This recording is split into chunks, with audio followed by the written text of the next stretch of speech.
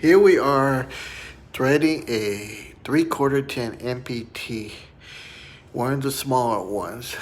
And you can see this machine is capable of doing the large size and the small size.